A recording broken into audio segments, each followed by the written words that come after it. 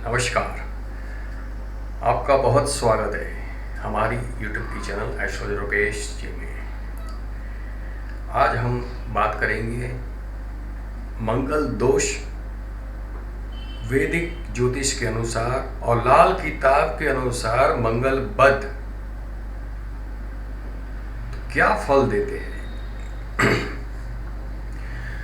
सबसे पहले यहाँ पर हम बात करेंगे एज पर वैदिक ज्योतिष मंगल दोष कब होता है कि आपकी जन्म पत्रिका में प्रथम भाव में मंगल बैठे हैं, चतुर्थ भाव में मंगल बैठे हैं, सप्तम भाव में मंगल बैठे हैं, अष्टम भाव में मंगल बैठे हैं और 12वें भाव में मंगल बैठे हैं तो मंगल दोष कहलाया जाता है। ये भाव में मंगल ग्रह की जो ऊर्जा है, एनर्जी है, वो खास करके यहाँ पर मंगल की एनर्जी बढ़ने की वजह से सामने वाले लोगों को डोमिनेट करने की क्षमता ज़्यादा हो जाती है, जिसकी वजह से मंगल दोष वाले जो है उनके झगड़े लोगों से बढ़ते हैं, विवाह में अड़चने आती हैं। लग्न जीवन के संबंधों में जीवन साथी से भी संघर्ष और वाद विवाद की मात्रा, अहम के जरिए वाद विवाद होते रहते हैं।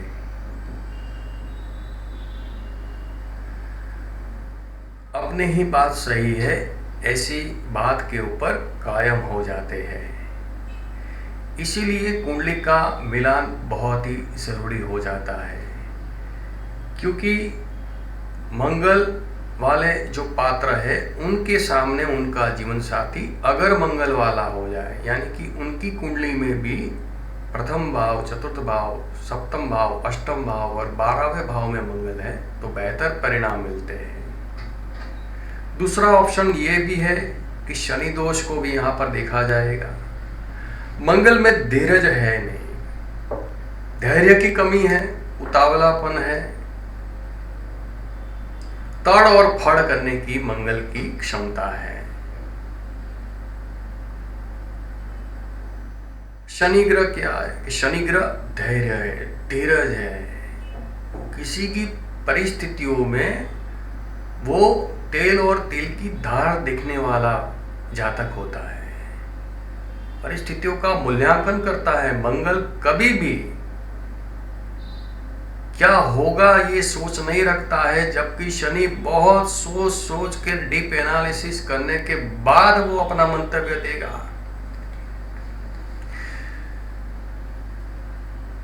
कहीं पर भी मीटिंग चल रही है और वो मीटिंग में अगर पहले सवाल या जवाब जो भी देते हैं तो समझ लेना चाहिए कि ये मंगल वाला बंदा है, और जो बंदा लास्ट में अपना ओपिनियन देता है तो समझ लेना चाहिए कि ये शनि प्रधान बंदा है। तो यहां से भी पता चलता है। तो मंगल के सामने शनि को भी हम चला सकते हैं। तो शनि जिनका प्रथम स्थान, चतुर्थ स्थान, सप्तम भाव और अष्टम भाव और 12वें भाव में शनि ग्रह है तो इस हिसाब से कुंडली मिलान कर सकते हैं, मगर बहुत सारे पहलू देखने पड़ते हैं। यहाँ पर केवल मंगल दोष होता है तो जातक काफी एनर्जेटिक होता है, कुछ करने की तमन्ना, महत्वाकांक्षा बढ़ी रहती है, लड़ायक मनोवृत्ति के होते हैं। तो ये मंगल दोष का निवारण होना जरूरी है। उसके लिए मंगल ग्रह के मंत्र जाप का प्रयोग कर सकते हैं। मंगलवार के दिन गणेश जी की पूजा अर्चना आराधना जरूर कीजिए। ओम ह्रीम भौमाय नमः का मंत्र जाप कर सकते हैं। गाय माता को गुड़ खिला सकते हैं मंगलवार के दिन। तो इससे भी आपका मंगल दोष जो है शांत रहता है, बैलेंस रहता है। अब हम बात करेंगे लाल किताब के अनुसार मंगल बध क्या है। वैदिक के अनुसार लग्न के हिसाब से देखा जाता है और भाव के हिसाब से भी ये मंगल दोष देखा जाएगा। मगर लाल किताब के अनुसार हम बात करेंगे तो उसमें मेरी और आपकी सभी की कुंडली मेष लग्न की ही हो जाएगी।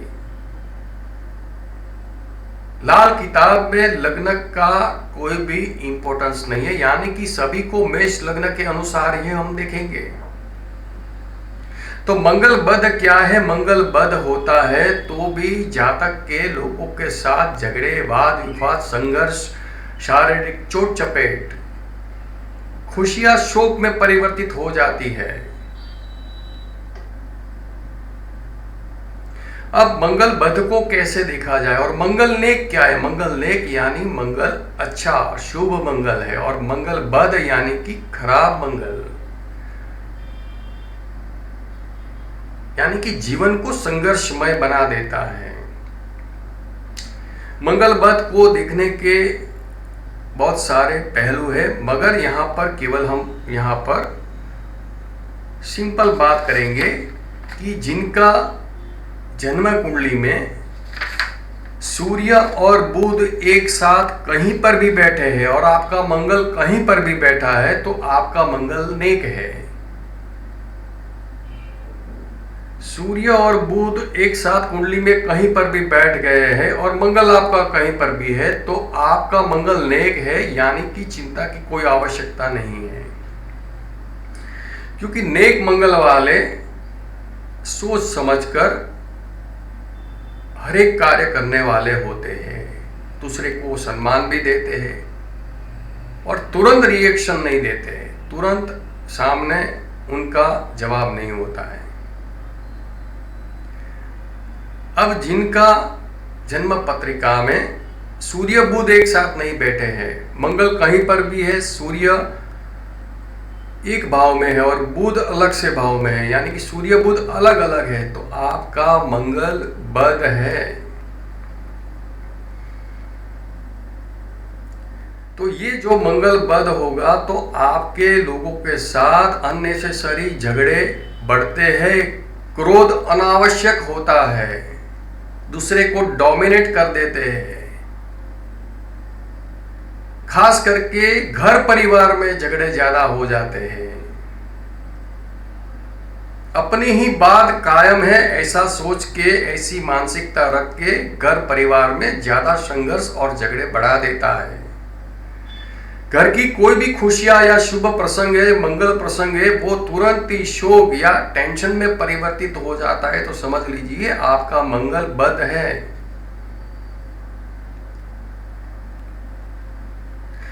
काल पुरुष की कुंडली के अनुसार प्रथम भाव और अष्टम भाव जो है मंगल का भाव है, यानी कि उसके मालिक मंगल है, और तीसरा भाव जो है मंगल का पक्का घर है, यानी कि तीसरे भाव में मंगल पक्की तरीके से कार्य करता है।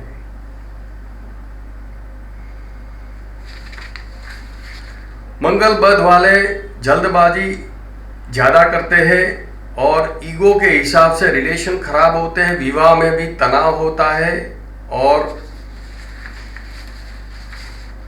इनके लग्न जीवन में भी संघर्ष बना रहता है।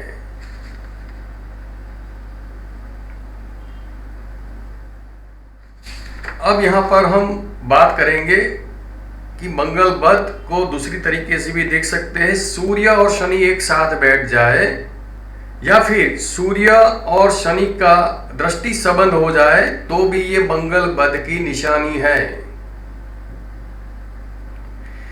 केतु अगर मंगल के घर में, यानी कि काल पुरुष की कुंडली के अनुसार ही देखना है, केतु अगर मंगल के घर में पहले भाव में, अष्टम भाव में, या फिर मंगल का पक्का घर तीसरे घर में केतु बैठे हैं तो भी ये मंगल बद हो जाएगा। पहले, तीसरे और आठवें भाव में अगर बुध बैठे हैं तो भी मंगल बद हो जाएगा, और बुध और केतु एक साथ बैठ जाए तो भी मंगल बद हो जाएगा। और ये मंगल बद वाला किसी की भी सुनता नहीं है और अपनी ही बात सही है ऐसे मत के ऊपर वो कायम रहते हैं, जिसकी वजह से रिलेशन इनके बहुत ही खराब हो जाते हैं। मंगल और केतु अगर एक साथ बैठ जाए तो भी मंगल बद हो जाता है।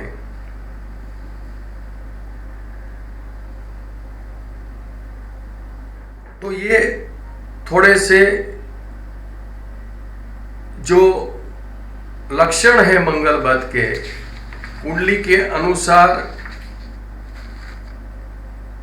कौन से ग्रह की युति से और कौन से भाव में बुध और केतु बैठते हैं तो भी ये मंगल बद हो जाता है। तो मंगल बद यानी कि मंगल शांति के उपाय जरूरी रहते हैं। ओम ह्रीम भौमाय नमः का मंत्र जाप एक माला मंगलवार के दिन इनको करना चाहिए।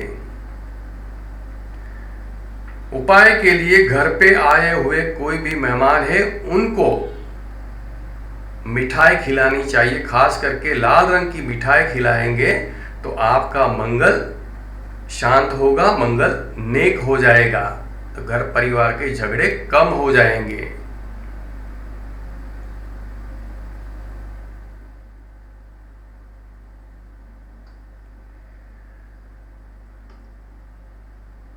तो ये हमने जाना मंगल दोष वैदिक के अनुसार और मंगल बद लाल किताब के अनुसार आपको बताने का प्रयत्न किया। वीडियो पसंद आता है तो उसको लाइक करें, शेयर करें, चैनल को सब्सक्राइब जरूर करें। बहुत बहुत धन्यवाद।